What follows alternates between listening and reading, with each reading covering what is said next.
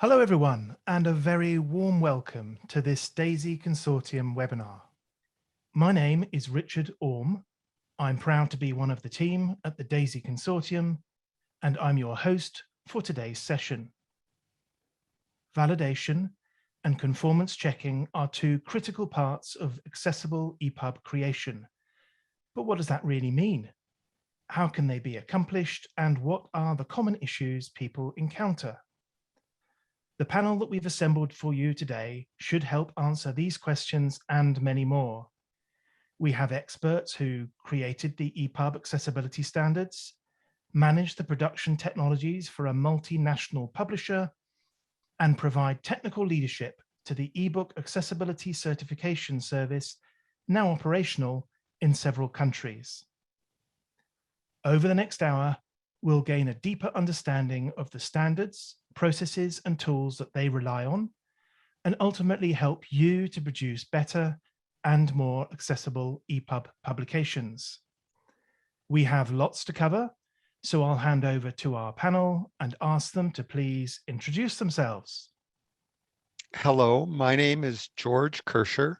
I'm Chief Innovations Officer with the DAISY Consortium and also Senior Officer of Global Literacy with Benetech. I am blind and use screen readers.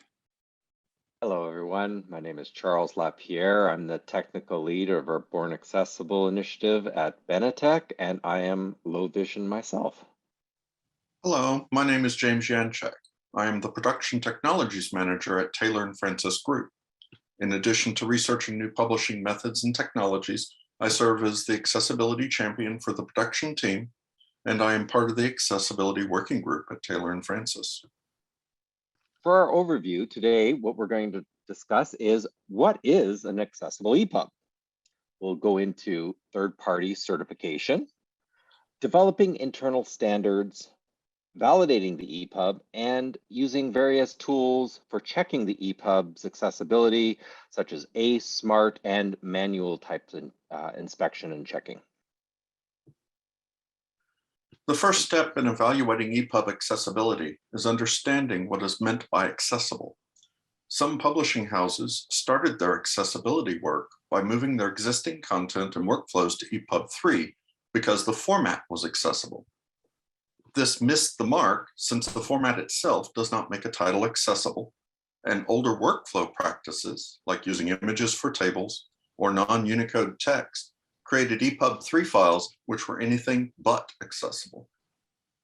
And some of the problems that we see using a screen reader and other assistive technologies are that images are replaced by text. So if a heading is an image, or if a table is an image, you don't get that information at all.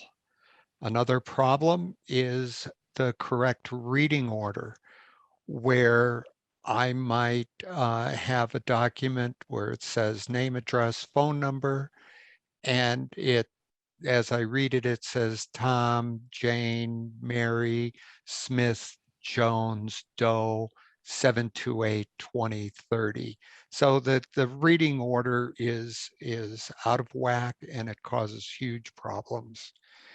Finally, the sighted person looks at a page, a screen, and takes in everything at once, and the eyes quickly navigate to that portion of the screen, where a screen reader user only focuses on one thing at a time. This is why a comprehensive table of contents is so important to move quickly from one place in the document to the other, or to move to the next heading with a single keystroke, or go to a particular page.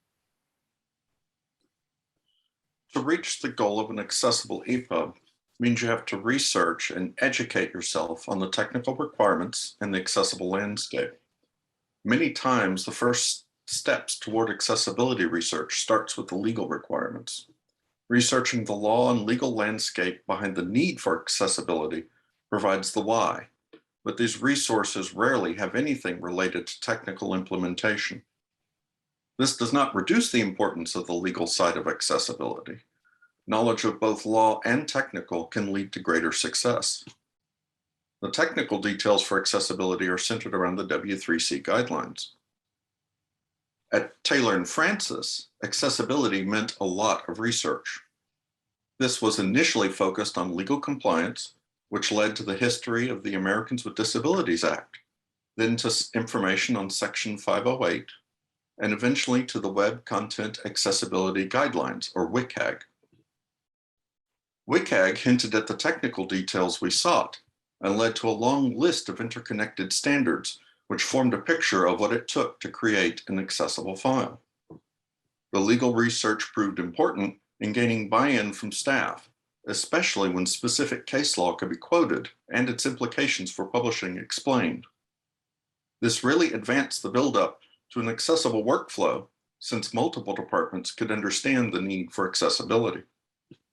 The technical research provided a base of knowledge to evaluate our titles and the desired formats. This quickly reinforced the difference between format and accessibility and showed while format is important, much more work must be done on a title to ensure it is really accessible. Accumulating technical knowledge takes time, and when you get into the technical details, it involves cross-checking standards with each other. Many supporting standards are used to form the greater picture of EPUB. These govern technical aspects like HTML5, functional aspects like CSS, and accessibility aspects like Accessibility 1.0 specifications. There are ready-made solutions offered by third parties, which may or may not meet your corporate goals. Some of these solutions only evaluate content and provide minimal corrective instructions. This does not build a knowledge base within your company and can lead to a growing knowledge gap over time. One way to build up internal knowledge, which Taylor and Francis has recently undertaken after its initial research, is Benetech's Global Certified Accessible Program. Beyond providing a certification, the program has accessibility experts who help identify shortcomings in output. But more importantly, they offer guidance on proper technical and workflow techniques. Benetech has created a truly global certification program to help publishers and conversion vendors navigate this complex task of understanding the accessibility standards and requirements to ultimately produce fully accessible EPUBs. Our Global Certified Accessible Program, or GCA for short, has a dozen conversion vendors and over 24 publishers currently in the program right now, with over a dozen publishers who have already passed certification, some of which include Macmillan Learning, House of Anansi Press in Canada, Kogan Page in the UK, and the University of Michigan Press. The GCA overall process starts by first signing up a publisher's single production pipeline. We then take one EPUB from that publisher's pipeline and run it through our GCA technical process, which includes using EPUB check, ACE by DAISY, manual testing and inspection, as well as using an enhanced version of SMART by DAISY, including both WCAG and EPUB conformance checks, as well as our own personal customized, born accessible set of touch points that digs deeper into the subtle nuances of accessibility. With the help of these tools mentioned, we determine both the conformance level reached, i.e. WCAG single A, double A, or if the publisher has failed, and an overall born accessible score. We provide the publisher with a detailed set of reports that basically maps out what must be fixed. Second, what are strongly suggested improvements needed, and minor improvements or best practices to help improve the overall born accessible score.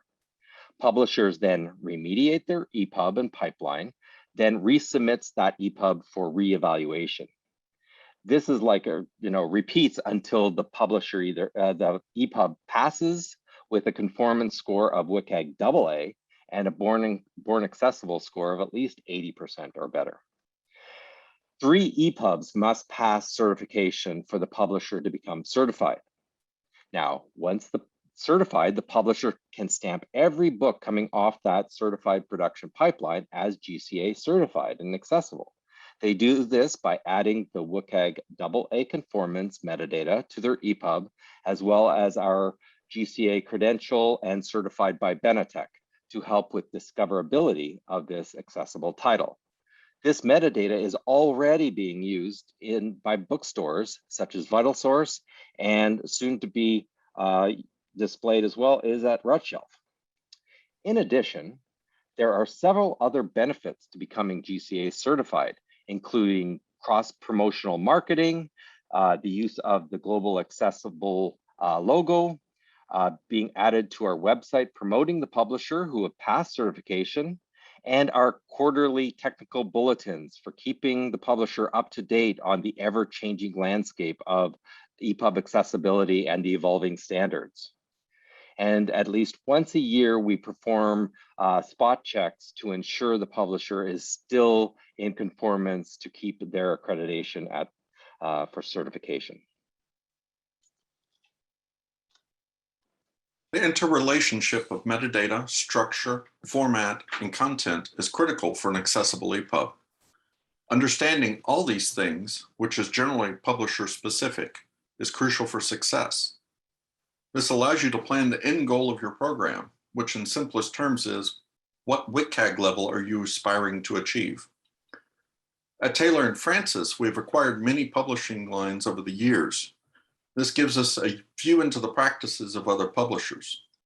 One of the most common issues we have seen among some of the smaller publishers was the lack of internal standards when it comes to accessible ebook production.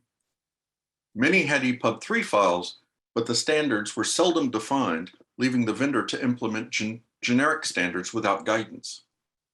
This made validation against anything besides the loosest of accessible standards next to impossible, and produced an inconsistent set of archive files.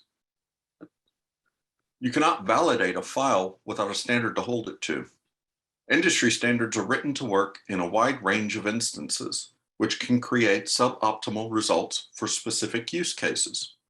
An internal standard builds upon the broader industry standard and usually narrows the technical landscape to meet specific publisher goals.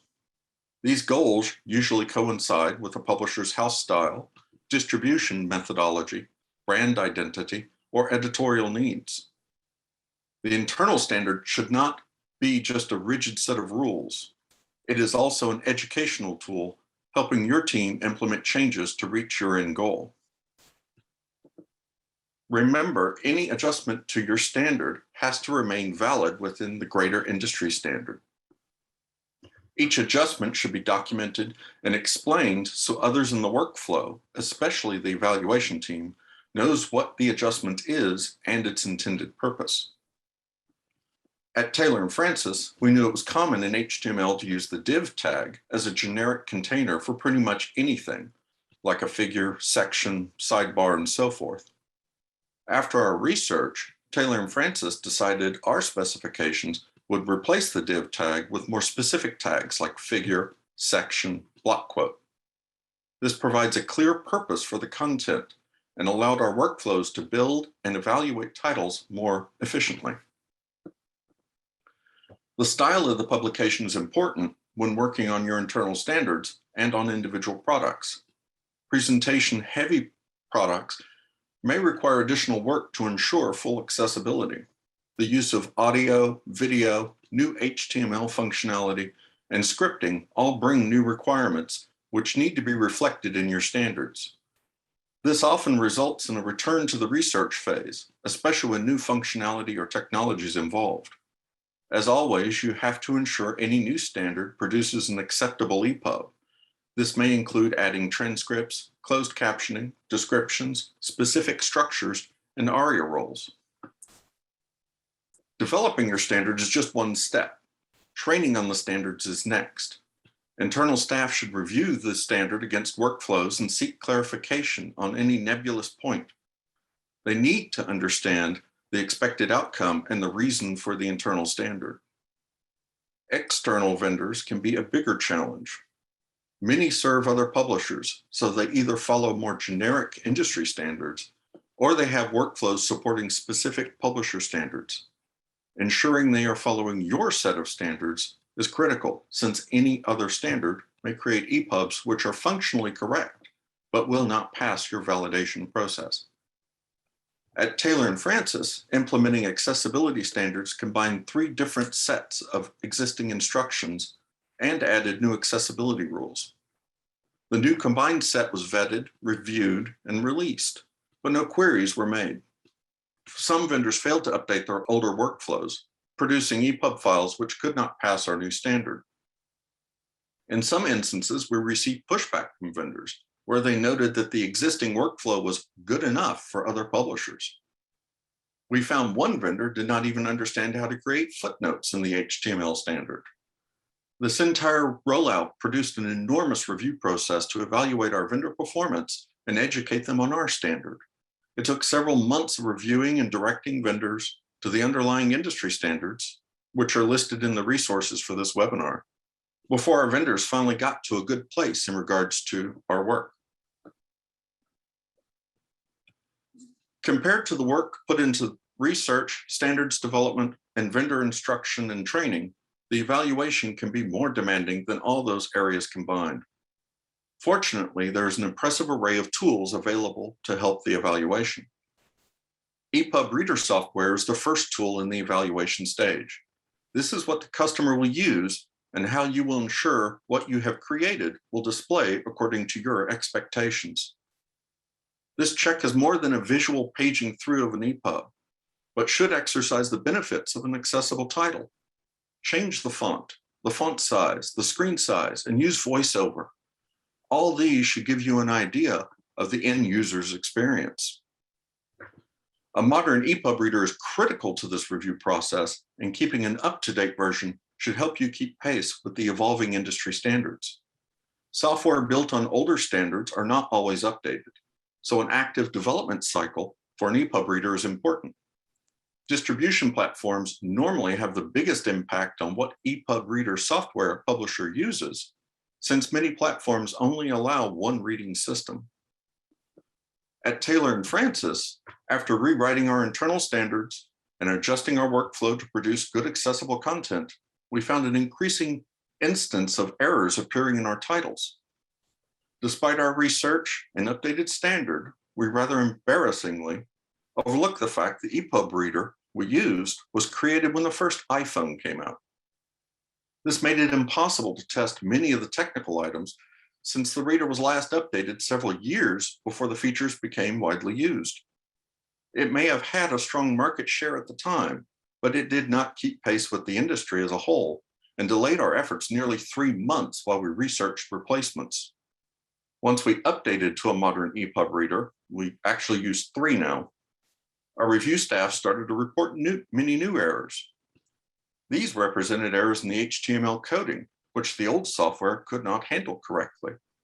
We not only had to correct the vendor's workflows to follow our internal standard, but then we had to retrain our review staff on the new reading systems and what to expect when reviewing our content.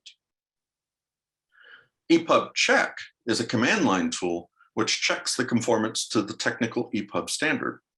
Since failures here represent a fundamental issue, it should be one of the first checks you execute. The EPUB Check tool has some third-party development to create user interfaces. However, most of those are not regularly updated, making the command line tool the best choice. Installation is fairly easy with the instructions, as is its execution. Due to the command line nature, it can easily be adapted to automated solutions to handle multiple files. Otherwise, it runs on a single file. Using a good XML or EPUB editor is essential in evaluating the sometimes difficult to decipher error messages this tool can create.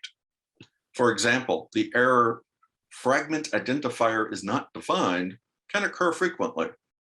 By the way, that represents a missing destination. Success with EPUB Check gives you the bare minimum you need before you should distribute a title. Proprietary systems are developed by publishers and vendors to perform additional evaluations, usually based on modified internal standards.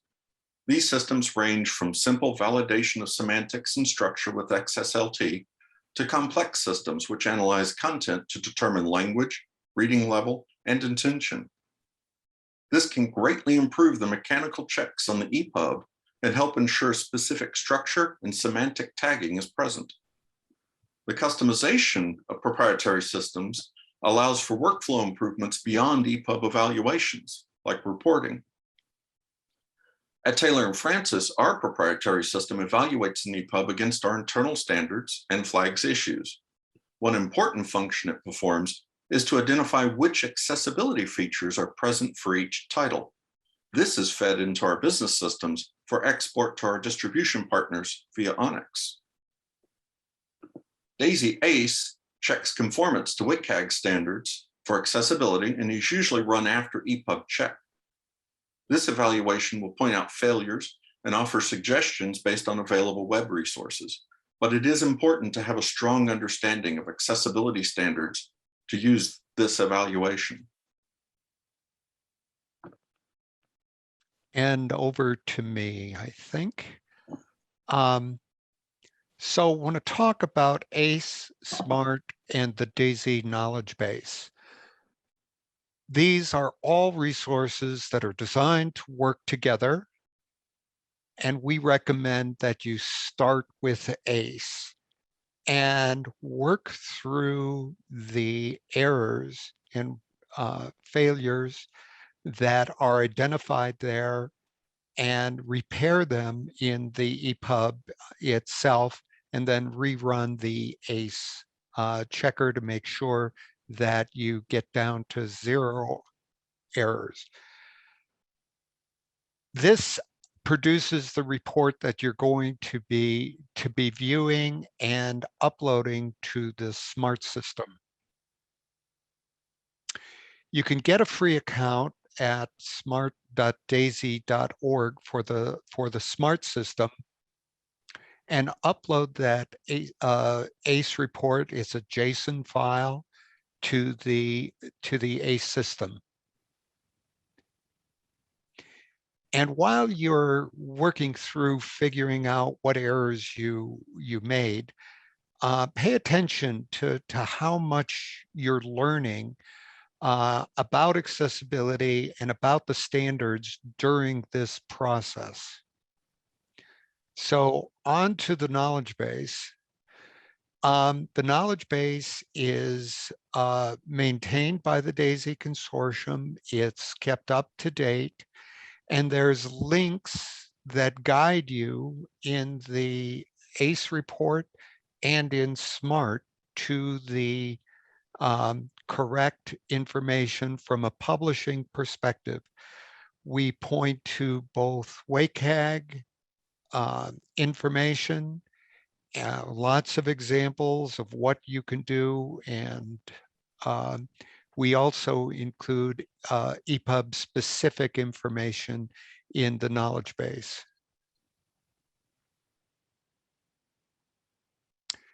The knowledge base is constantly maintained, and Charles mentioned the technical bulletin they publish every quarter. We make sure that that technical bulletin and what we're saying is being updated in the knowledge base is synced up. So moving on to SMART customization. So SMART out of the box and what is freely available to use on a limited basis is focusing on accessibility.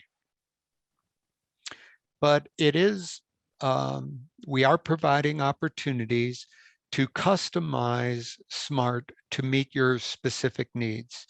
If you have specific software that you run over the EPUB files, if you have internal rules, guidelines, standards that you use, these can be included. You can provide access to the customized version of SMART to your vendors. And there's the possibility of making SMART as a hub, which integrates both the DAISY resources of ACE and the knowledge base together with the internal resources and standards that you've developed, software, and present one easy to use and train system that both your internal staff can use and your vendors could use, getting everybody synchronized to the same set of standards that you want your publications to adhere to.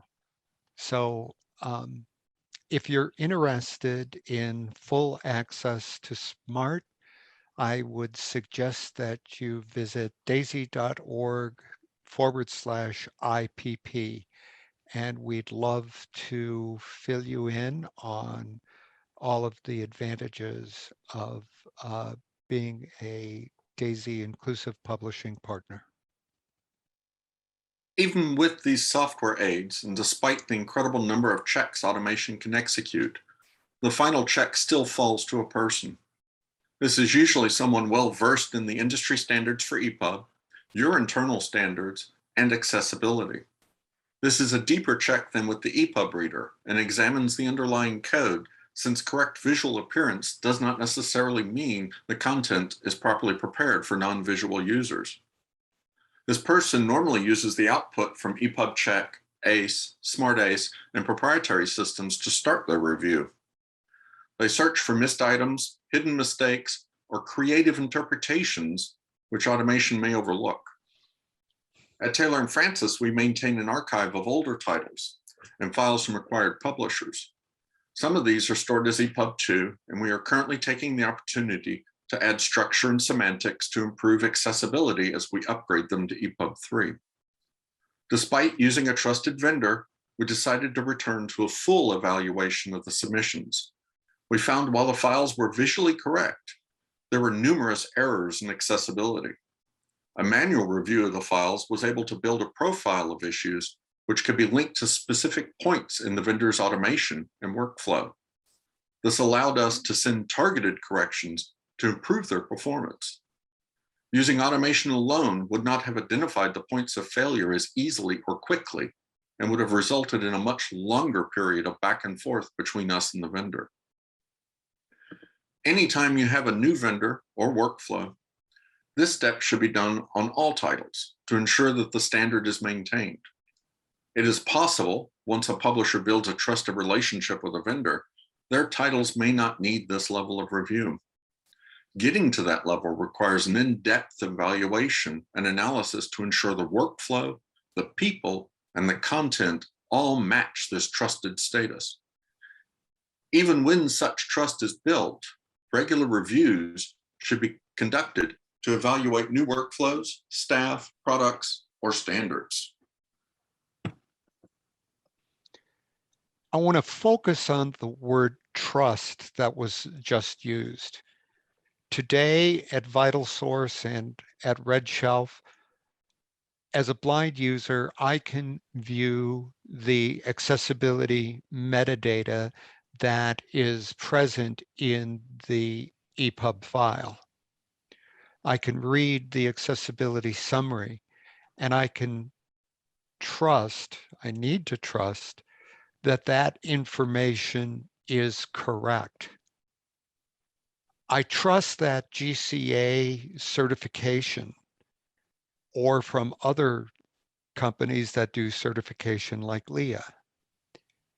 And that trust in Benetech's GCA program is telling me that the publisher has certified their workflows, and the publisher is trusting GCA to provide feedback on the quality of their work. Also, the publisher is putting trust in the vendors and in their internal staff that are doing the reviews. So there's this line of trust from the very beginning of the process to when I purchase that title and download it and start to read. And if all those trust points are valid, I will have a great reading experience.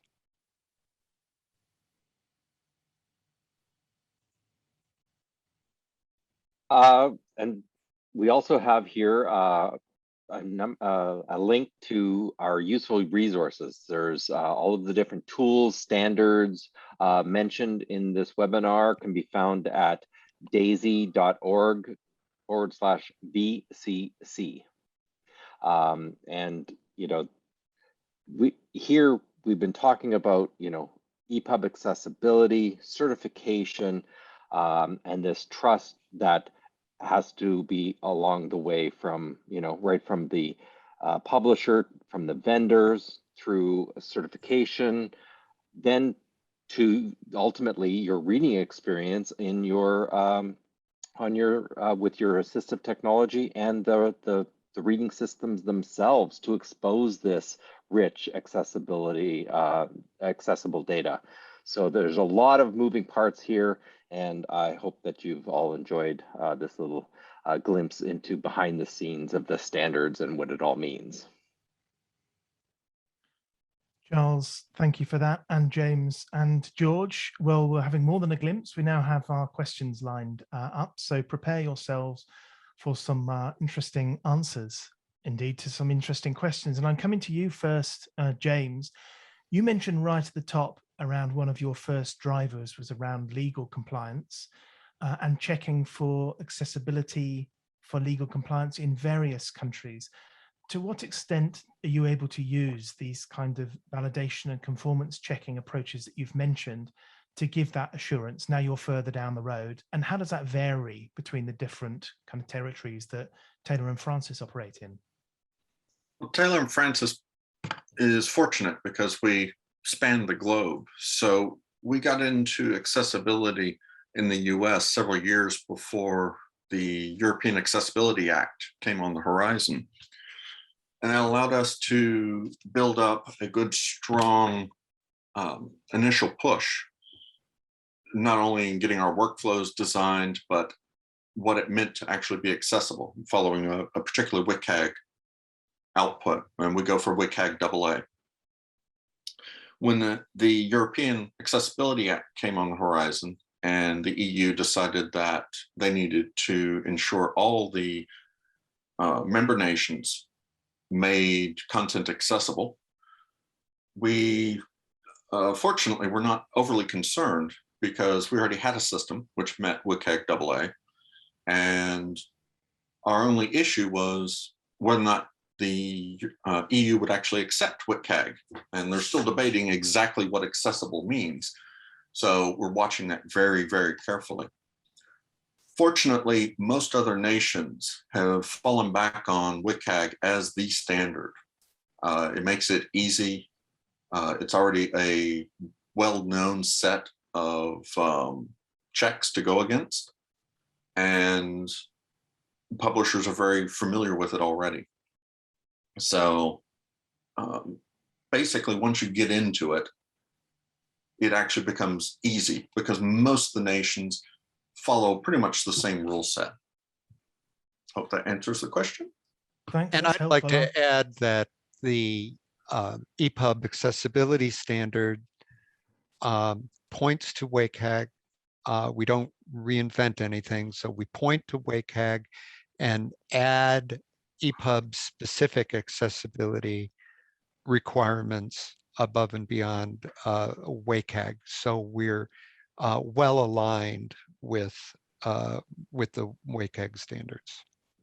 And George, I was just going to come to you because there's EPUB accessibility as a standard, but there are different versions of this, aren't they? What are the kind of current versions and their status, please? So the EPUB 3 is the version we recommend. And the currently EPUB 3.3 is being developed in the W3C in a working group. The standard is backward compatible.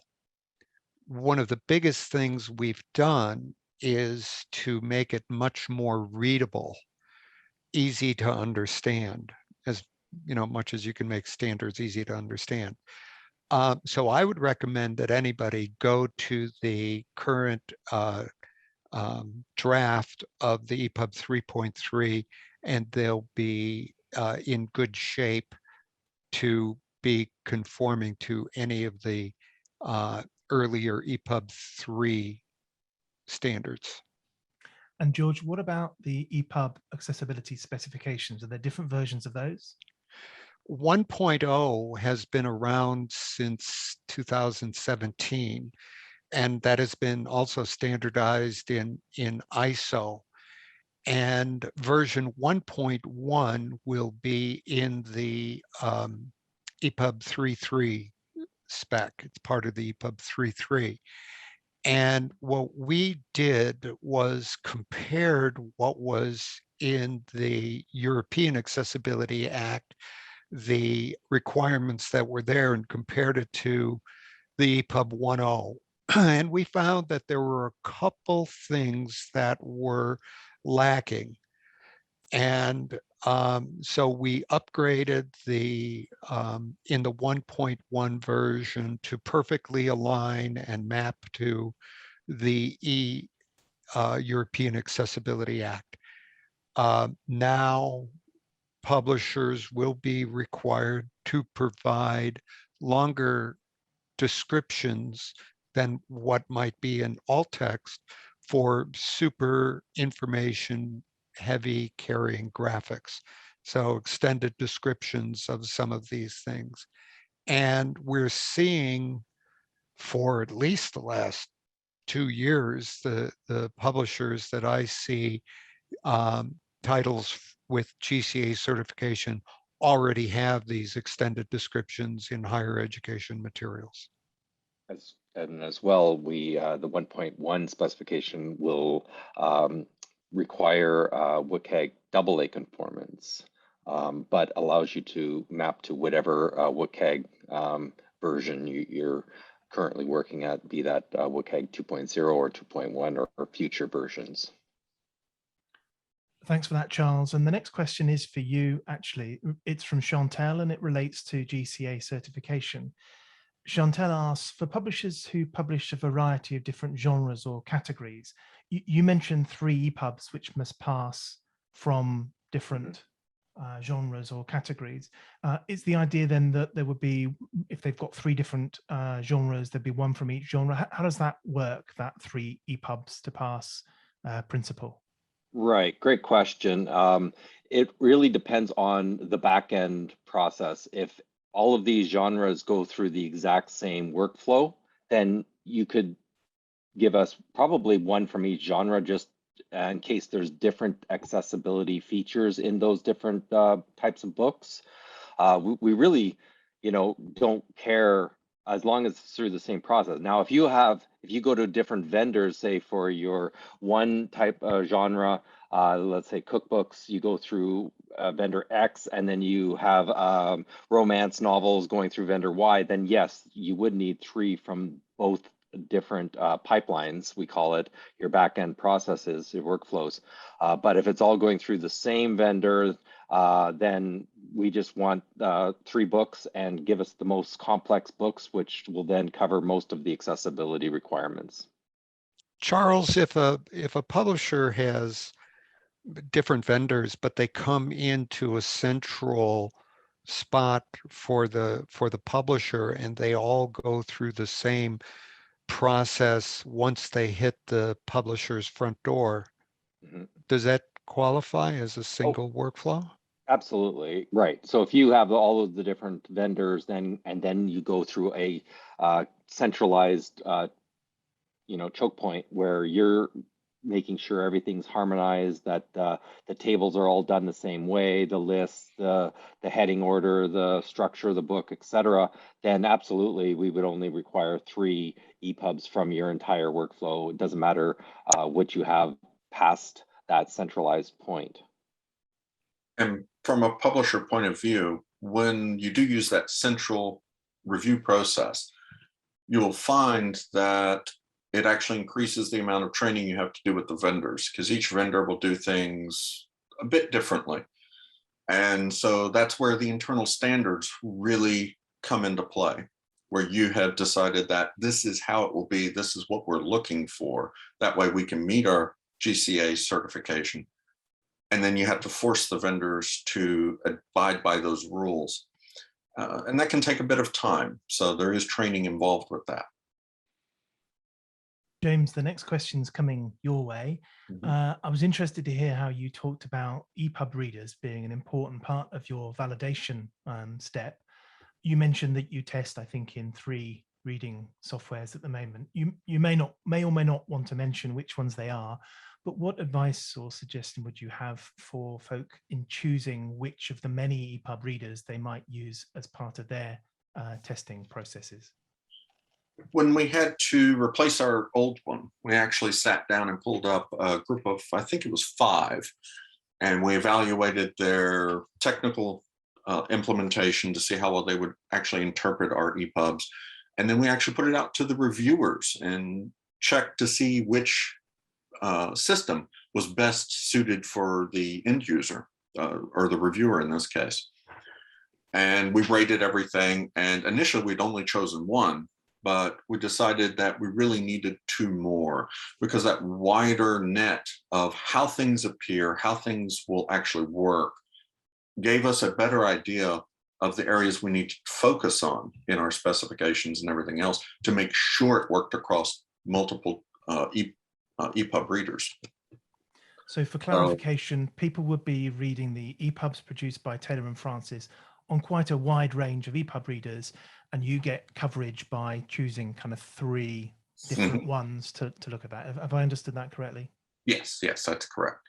And we currently use Thorium Reader, Bookshelf, and Bluefire are the ones that we're actually doing our checks against. Great, 3 we're familiar with, and many more, of course, at EPUBtest.org, where we do accessibility reviews of them. I have a follow-on question because you also talked, I think on the same slide, about using a good EPUB or XML editor to help you dig into those errors that were thrown up by EPUB check. Again, any kind of suggestions on those? We have a webinar coming up on editing EPUB, so kind of curious to hear what you have to say about this. We defaulted because we had it to Oxygen as our XML editor and EPUB checker. So that's the one we typically use because we have a large number of licenses and an actual training program to understand how to use it. So that's why we pretty much limit ourselves in that area. There are other ones out there which are good and offer different functionality. So you don't have to feel constrained to Oxygen itself. Sure. GCA, for example, uses Sigil. Okay, the free tool that's available on Mac and Windows and else more. Thanks for that, Charles. George, question coming to you. James gave an example of an error in EPUB check. What kind of errors might ACE help you with? I wonder if you could just give us a couple of examples just to add a little bit more depth and color to what ACE does. So the ACE is performing automated checks, and we Daisy have licensed the AXE checker from DQ, and so we've got that producing the error statements for things that are HTML, and then we've written our own for EPUB specific things that go beyond HTML testing. So there's color contrast always seems to be something that comes up. There's table issues if table heads are missing. It's pretty much a wide range, and it's divided into minor issues, critical issues,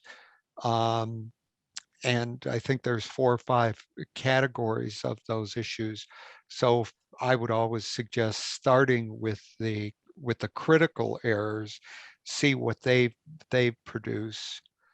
It also shows, it does a data visualization of the structure of the book. So it shows you where there's missing headings, or you jump from an H2 to an H5, which, that's not appropriate. That's an error, and it'll visualize that and show you. And it shows the accessibility metadata.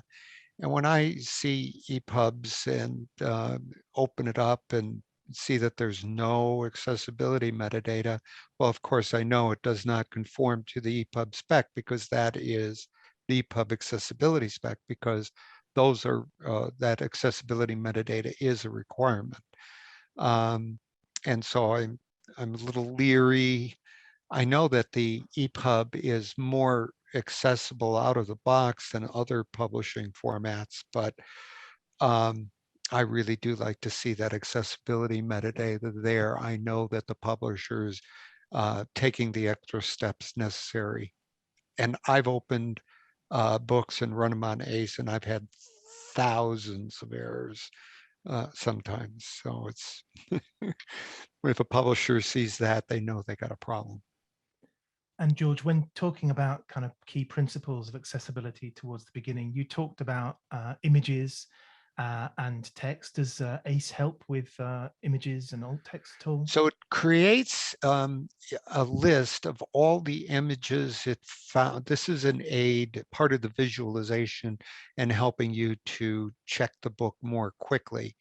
So all of the images are pulled out with the alt text and surrounding, and it makes it pretty easy for you to review whether this image is decorative, whether it is sufficiently described with alt text, or if it's one of those ones that needs a longer description with an extended description. So they're all laid out right there for you. You can walk through the entire book. It's also important to point out that just running ACE and EPUB check won't guarantee that this EPUB is fully accessible. There's ACE can only check about less than 20%. 10 to 15 is what I've been heard quoted for accessibility. The rest has to be done manually, and that's why getting in, with a partner that understands accessibility to help you through and getting that book up to the 100% fully accessible.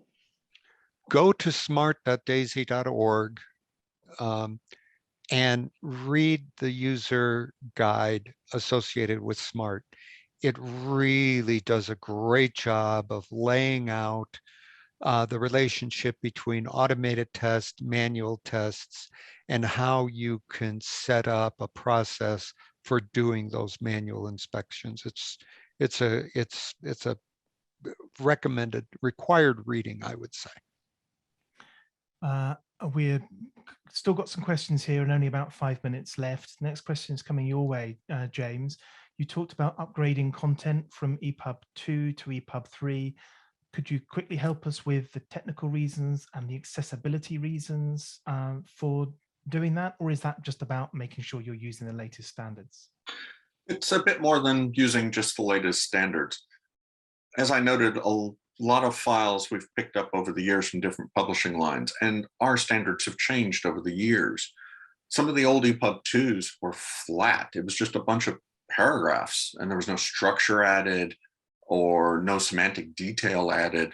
And so they're frankly a mess. And, we need to update them and make sure they're ready for, to get back out into the world and get to people where they can use them.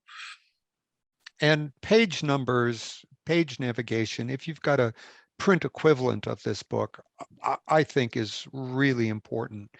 And EPUB 2 did not support page navigation. But if you have a print version and a digital version, the way that people get on, literally on the same page and are synchronized is through the page navigation. And you put a page break marker in your EPUB. It's got a number associated with it. It's in the nav doc, and all these modern reading systems have a go to page function, and it takes you right to the top of that ink print page. George, the next question is coming your way. James talked about how different reading systems maybe went through generations, and they needed to detect he had a difference anyway when he tried titles between different versions of reading systems and different reading systems. Roger's question, though, relates to the assistive technology. What about when assistive technology changes? What's the role of checking on assistive technology and thinking about different versions that people might have when it comes to checking the validity of the EPUB files that are coming from a publisher or a vendor? So first of all, if the content is accessible and conforms to the standards, that is the fundamental thing that must be in place before access technology is going to be able to use it. If that's an image of a table, there's no access technology out there that's going to make it work. At epubtest.org, we test a whole range of reading systems with access technology. So we test on Windows with NVDA and JAWS. We test for low vision requirements on the iPhone and iPad. We're testing with VoiceOver, and on the Mac we test with VoiceOver, and Android we're testing with TalkBack. And when there's a new version of the reading system or of the AT, we test again. And now, later today, I'm going to add to the EPUBtest.org testing on Windows 11 because my machine upgraded day before yesterday. So now we can start testing Windows 11 functionality and see if the various reading systems have changed behavior because there's a new OS out there. Well, I'm glad you were still able to join our webinar despite the upgrade, George. That's Yeah, good. It went well. And I'd like to add on the publisher side to make sure you can withstand the advancement of accessibility. You need to approach your structure very carefully. More granularity is better than less. And that preps you for any changes that might come down the road. Well, most of the changes that come down the road. And then you can regenerate. I mean, that's what we're doing with our upgrade from EPUB 2 to EPUB 3. Time has come to update them, get them there, and you can plan for that further down the road. Now, we've talked a lot in this presentation and in the questions around some of the technical side of things, but I was really interested, James, in what you told as a business story of what actually really helped Taylor and Francis get the accessibility kind of activity on the road, and the combining the accessibility requirements together with your house style and your internal technical requirements seemed a pretty critical part of that. It seems to me, George, that's what you were hinting at in terms of SMART being extensible to go beyond the existing core set of accessibility standards to look at other requirements that you might want to be tested all as part of one evaluation process. Did I understand that correctly? Well, I've seen, looking at some of the metadata, that a publisher will say conforms to WCAG AA, and then it conforms to their own internal standards as well. And you can put that accessibility metadata in there, and it probably will help you in the future. So if you have your own internal accessibility standard or style guide or whatever, you can put that information in there and see that a title that you produced 5 years ago conformed to something that's now is outdated in your company. Great. And so the test program that SMART provides, the kind of guided testing process, could be looking not only at the accessibility sides, but some of those internal standards as well. Are there, is this a new thing, or is there existing customizations of SMART out there? The biggest customization, the first customization we had was with Benetech, where they funded us to produce the GCA tab, where we put in the entire scoring system they wanted with all the different tests with scores of 0 through 4 for all these different tests. They provided the requirements and guidelines, and then we implemented that. Charles, is that about right? Yeah, we have over like 80 different touch points and like a 15 different main categories, and each of them is able to score, sum up those scores and give individual scores, and then our overall born accessible score, which helps part of the getting 80% or better of your born accessible score in our certification. Thank you, Charles. Good to hear it's working out for you. And well, we're coming to the end of our session.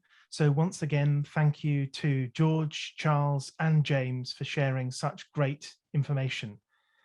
These webinars are brought to you by the DAISY Consortium, a global non-profit organization, and our expert team and our members work on innovative and impactful initiatives to further our mission to develop global solutions for accessible publishing and reading.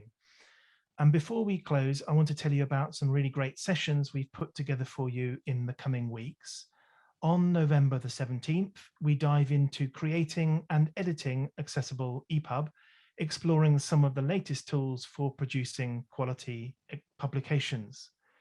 And on December the 1st, we touched on this, we'll return to the topic of the EU Accessibility Act. This is legislation which is positioned to change the way that materials are published, sold, and consumed, not just within Europe, but will have implications globally. And if you have ideas for webinars or would like to suggest a topic, we'd love to hear from you. We hope you'll join us again soon. In the meantime, thank you for your time, stay safe and well, and have a wonderful rest of your day. Take care and goodbye.